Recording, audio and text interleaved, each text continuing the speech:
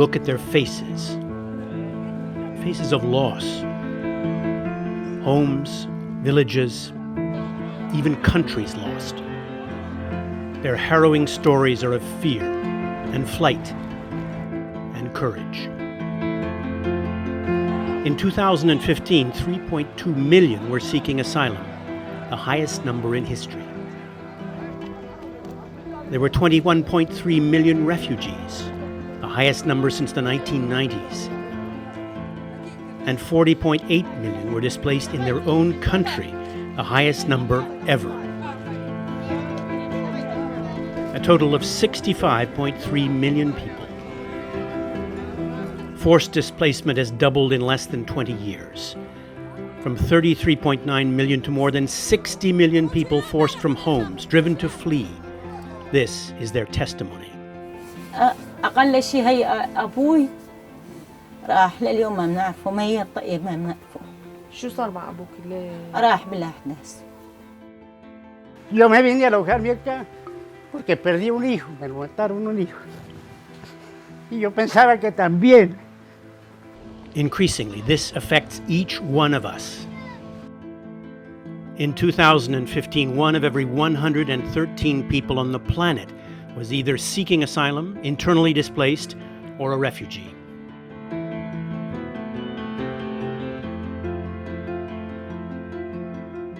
Every minute, 24 people were newly displaced in the world. That's a population greater than all of France. Most were found in the Middle East and then Africa. Europe had the smallest number, and that included Ukraine and Turkey. One of every 113 in the world. That is a crisis. Дедушка прошел Великую Отечественную войну. Разве он знал, что такое будет? It is not Syria. It is not Syria. It is, I think, it is a kind of film. My mother was shot during that crisis, and my father has left us to come here and went back. We don't know why it is. Global displacement is higher than ever. The main highlight is that we have an almost 10% increase of people on the move, refugees, displaced people, asylum seekers from last year. This is not good.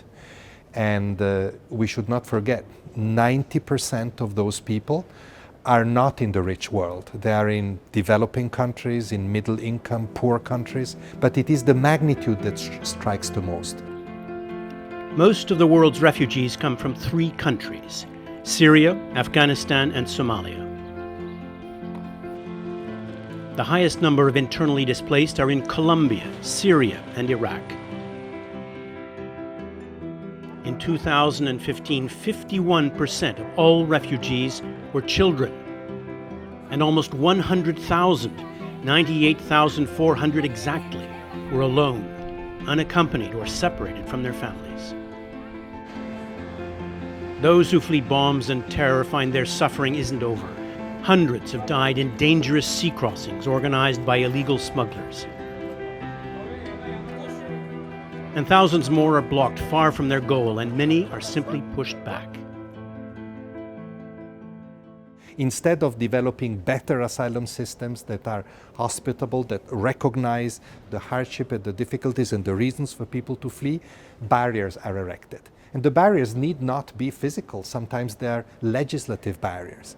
We see this in Europe. We see the lowering of the threshold in the quality of asylum law. The numbers increase alarmingly. The numbers are people, individuals torn from peaceful lives, driven into danger and exile. Sympathy is not enough. Money is not enough. Action, bold action, is needed to deal with a crisis spanning the world.